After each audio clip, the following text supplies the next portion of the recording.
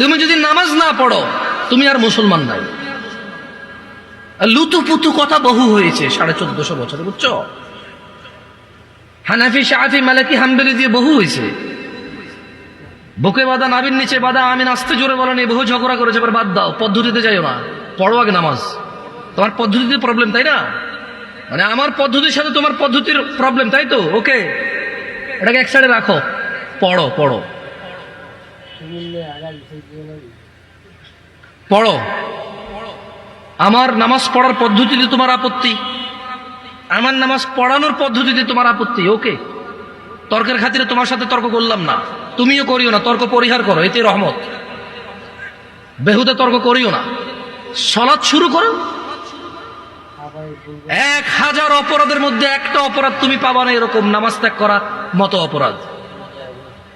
তোমার এই পৃথিবীর কোন নেক আমল হিসেব হবে না নামাজের আগে। যার নামাজ ঠিক থাকবে তার সব ঠিক থাকবে। তো তোমাদের তো আগে বললাম যে একটু একটা মাহফিল, আসো তোমাদের সাথে মাইক ছাড়াও কথা বলা যায়, জানো? সৌদি আরবে এর চেয়ে বড় মজলিসে আমি মাইক ছাড়া কথা বলেছি 6 মাস, প্রতিদিন একবার অথবা সপ্তাহে 3-4 বার করে। এর থেকে বড় মজলিসে আমি কথা বলতাম মাইক ছাড়া। আমার অভ্যাস আছে। এর চেয়ে বড় একটা উপস্থিতিতে মাইক ছাড়া 40 মিনিট জোরে জোরে চিল্লায় কথা বলা যায়। তুমি পরীক্ষা করতে চাইলে মাইক বন্ধ করে দাও, দেখো আমি তোমার সাথে কথা বলে তুমি শুনবা ইনশাআল্লাহ।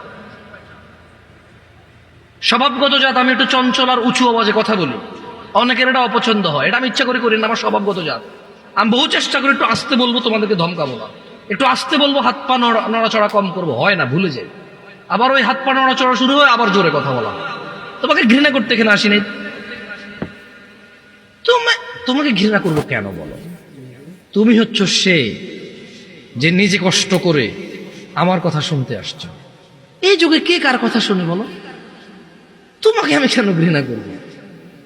আমি যদি তোমাকে ভালোবাসতে না পারি, তোমার উপকার করতে না পারি, কার উপকার করব আমি? এর চেয়ে ভালো আমাকে বাসে কে বেশি? আমাকে দেখলে দৌড়ায় আসো, জড়ায় ধরতে চাও, হ্যান্ডশেক করতে চাও, সালাম দাও, দোয়া করো, দোয়া চাও। তোমাকে ভালো না বাসলে কাকে পারবো? তবে তোমাকে এই ছোট্ট একটা ইনফরমেশন দিয়ে চলে যাই।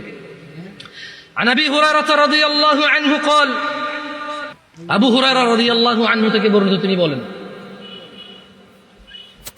قال رسول الله صلى الله عليه وسلم, আল্লাহর রাসূল সাল্লাল্লাহু আলাইহি সাল্লাম বলেছেন, কুল্লু উম্মতি ইয়াদখুলুনা আল জান্নাহ ইল্লা মান আবা।